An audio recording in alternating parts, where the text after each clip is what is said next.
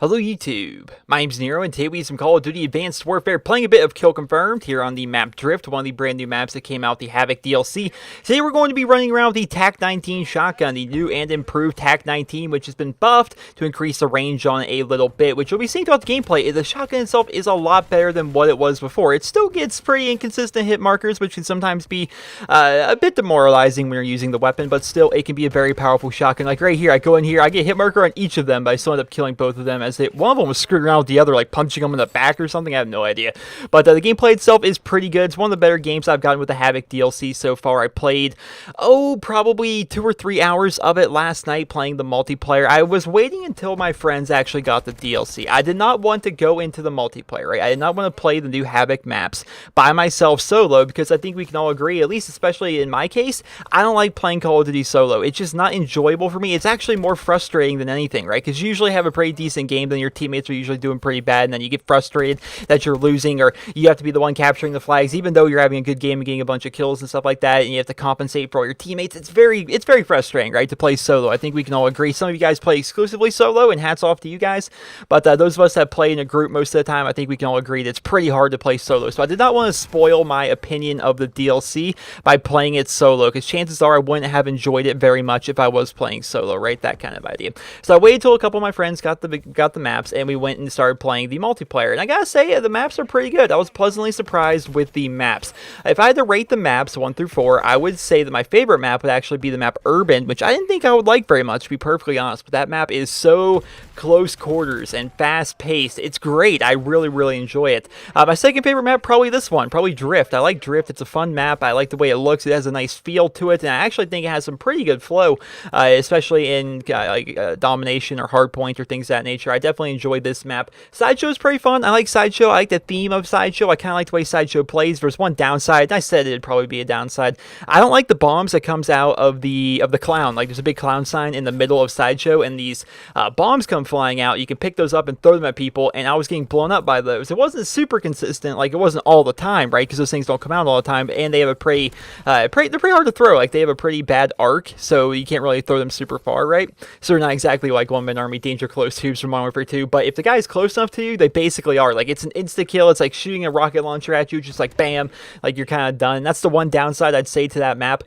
Core, I'm not a big fan of Core, to be perfectly honest. The 4th map of the Havoc DLC, not a huge fan. It plays okay, I'll say that. I'll say it plays pretty decently, but I just don't like the theme of the map. I don't like the look of it. I feel like I'm playing Call of Duty Ghost when I play on that map, just because the map itself is like all rubble and destruction and just really uncreative. You know, there's really no inspiration to that map whatsoever. It's just a bunch of rubble, a bunch of stuff blown up. Whereas if you look at something like here, like Drift, like there's a lot of great detail on this map. There's lots of great detail. Then the other one's like, okay, so we'll throw some rubble here and some garbage there. It's like, oh, come on, man. I hate maps like that, but it doesn't play super bad. It's just probably my least favorite of the Havoc DLC maps so far. And the weapon buffs, the things they did with this new update, I'm definitely happy with it so far. I expressed my opinion that it's not very good that they did not nerf the ASM-1 or the Ball 27. I feel as though those weapons really need to be nerfed. But what's really kind of nice about this is now the DLC's out, right, and everything is so new and so fresh, everybody, at least not everybody, most people seem to be running around the AE4 quite a bit, right, which also got a buff. They actually buffed the AE4, the brand new DLC weapon, to make it so it has less recoil, as well as it takes a little bit longer for it to overheat, because keep in mind it's a laser weapon, but it's an assault rifle at the same time. So people are running around with that quite a bit, and I think that's kind of sparking a little bit of a spark in the community, right? I think it's making the community itself feel like they need to try new weapons, right? So they're trying out this AE4, they're trying out this brand new weapon. They're like, wow, this is kind of fun. Now let's try out one of the other laser weapons I haven't really tried, because I only used the Ball 27 or the ASM-1, right? Let's try out some other stuff.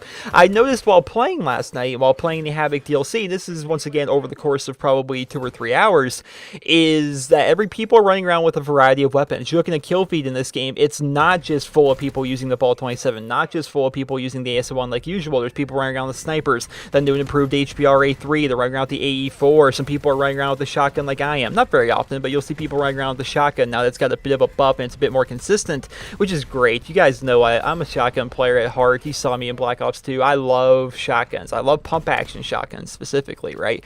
And the fact that the TAC-19 was so weak in this game, just had no range, it was really kind of disheartening. It's like, well, this is just useless. I can't even use this shotgun. But now they buffed it a little bit. They increased the range of it. And what really is kind of nice about that range buff is it doesn't necessarily make the shotgun itself like have crazy range and you're taking people out at crazy long ranges or anything. What's really doing is giving you more consistent one-hit kills at ranges that you feel as though you should be getting a one-hit kill, whereas before you weren't really getting that. Before you would shoot somebody point blank and just for whatever reason you would seem to get a hit marker with the gun and it's like, what's going on here, right? And since this update, since they increased the range of it, that seems to really increase the power of it and the range at which the damage drops off. Therefore, you're going to feel like you're going to get more consistent one-hit kills now, which is definitely nice. It's nice to see a shotgun, especially a pump action, getting a little bit of representation here in Advanced Warfare, whereas before it was probably the worst shotgun behind the semi-automatic one and the full auto one, and that's sad, right? A pump action shotgun needs to be powerful, it needs to be a one-hit kill, right? That's how pump actions are. The downside is you have to pump out that shot, so it's one hit. If you hit it, you're probably gonna get a kill, but if you miss, you're probably gonna die. That idea, that's the whole nature of pump action shotguns.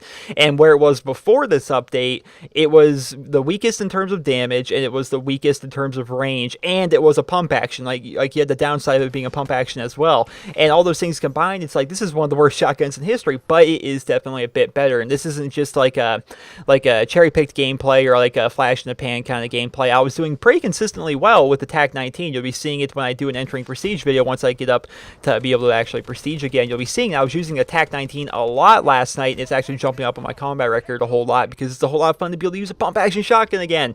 I'm so excited about that, man. I'm enjoying the fact that pump action shotguns are a bit more viable, especially on these maps, especially on the map Urban. Oh goodness, Urban is so close range and so fast paced, right? That the TAC-19, especially now that it's been buffed, is so much fun on that map, guys. So much fun. Really enjoying that. It's very nice once again to see pump action shotguns getting a little bit of representation. But if you guys go ahead and answer for me in the comment section below, what is your opinion on the Havoc DLC so far with what you've played, or if you guys are on the PlayStation or on the PC, what you guys have seen of the map so far, right? We played a bit of Exo Zombies. I was able to experience that with my friends last night. That was pretty fun.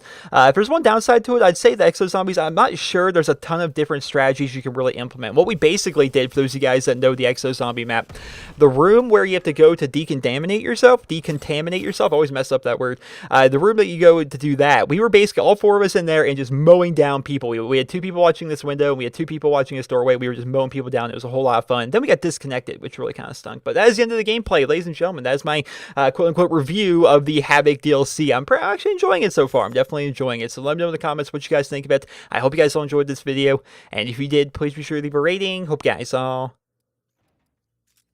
have a wonderful day.